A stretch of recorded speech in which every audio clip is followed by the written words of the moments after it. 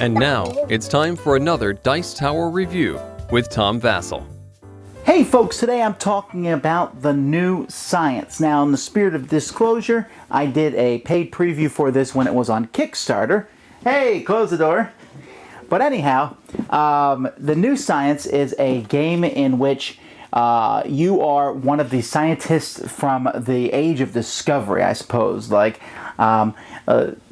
Kepler or Isaac Newton, and what you're trying to do is be the first one to discover a whole bunch of things, basically to beat out these other jerky scientists, even though they're working on the same stuff at the same time, and you might use a little bit of their experimenting to get ahead of some, but for the most part, these guys are your enemies, and so there's some of that in the game. But the game, if you see it, I mean, it looks so classy, you know, the new science, and the whole game has that look about it, and I mean, I'll say this straight up front, you know, there's always people who ask me for games about science, you know, because when I talk about using board games in the classroom, there's plenty of games for English and history and math. Plenty. Almost every game can be used for one of those three. There's very few that can be used for science. Well, the new science is one that can be used in that way. But is it a good game? Let's look.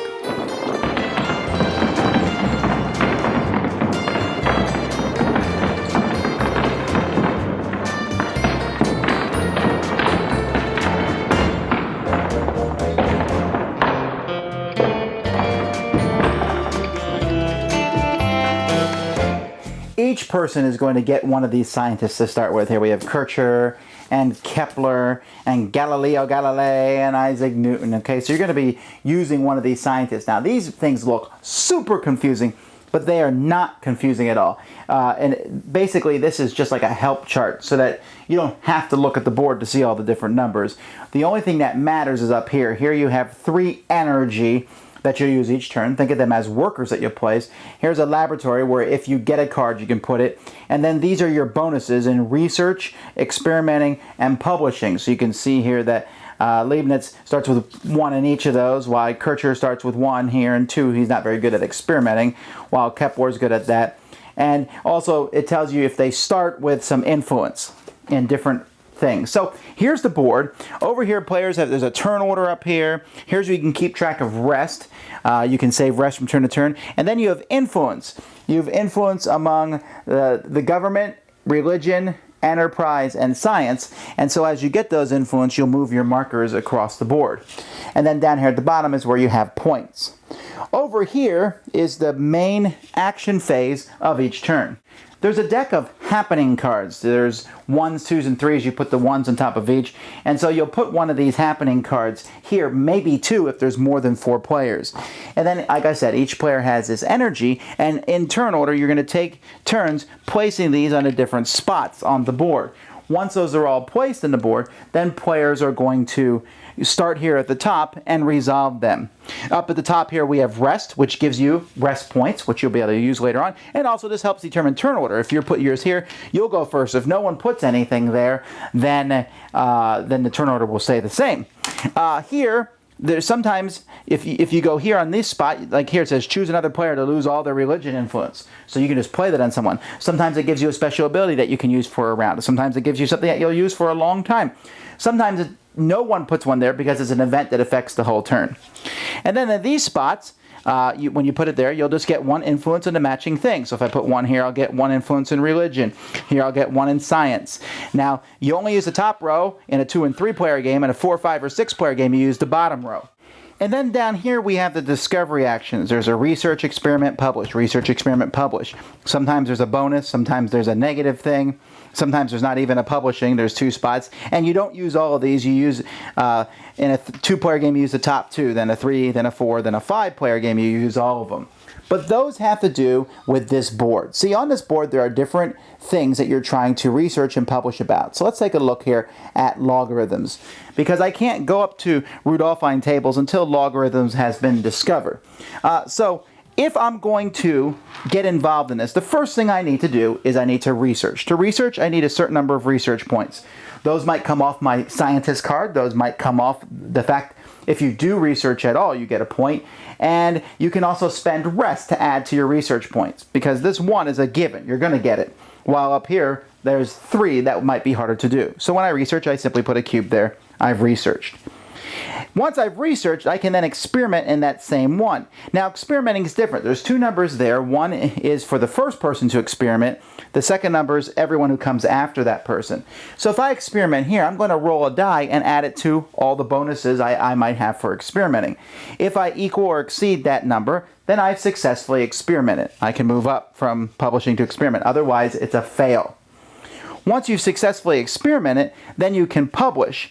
And publish, it's the same thing. There's a certain number there that you need for publishing. However, you also need a certain number of influence. Here you need at least one influence on science, while you see up here in the Rudolphine tables, you need at least one in enterprise. Over here in heliocentrism, you need 2 in government, and you need 3 in religion. So there's different results that you need. If you have those, if you meet the numbers, and again, on everything you can spend rest, experiment, publish, then you have published that work. If you publish a work, everybody else who may have been experimenting on it or researching it, those are taken away. That is now available for anybody to use.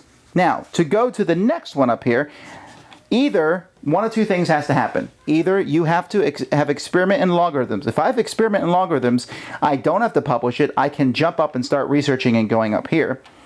But if I published it, the same thing, but then anybody can also go up here because you published a work and anybody can see it. You'll see that some things require multiple. For example, if I want to go in analytical geometry, Rudolphine tables and heliocentrism both need to be done. And sometimes there's 2 things, so if analytic geometry or probability theory are done, then I can go to the next one. So there's different tracks here. Each of the different tracks has different types, and that has to do with there's different cards that affect the different types. Also, you only use these in a 5-player game, you only use these in a 4-player game, and in a 2-3-player game, you use this whole section here. So as the game progresses, when you publish a discovery, that's the main way to get points. You'll see that you get a certain number of prestige here, so I would get 7 prestige for publishing my thoughts on the reflecting telescope. When the card deck runs out, the game is over, or when all the top ones have been published, the game will end. At that point, players will get extra points if they have their tokens the farthest over in each of the influence tracks. They will add that down here, and then whoever has the most prestige is the winner. There's a lot of cool things in the new science, okay? First of all, the theming is really well done. The board is done, the scientists, the whole look of the game has that feel of the science, and I played the game with at least one person who's very well versed in this subject, and they were happy with how the cards have different scientists on them, and how the scientists and everything was fairly accurate from a game point standpoint, and how it fits into history, and so you discover these things. The game itself can be kind of brutal because it has a worker placement where you're putting things down in spots, and so you can block other people out. But there's a kind of very interesting section in when you put down stuff on that publish, experiment, and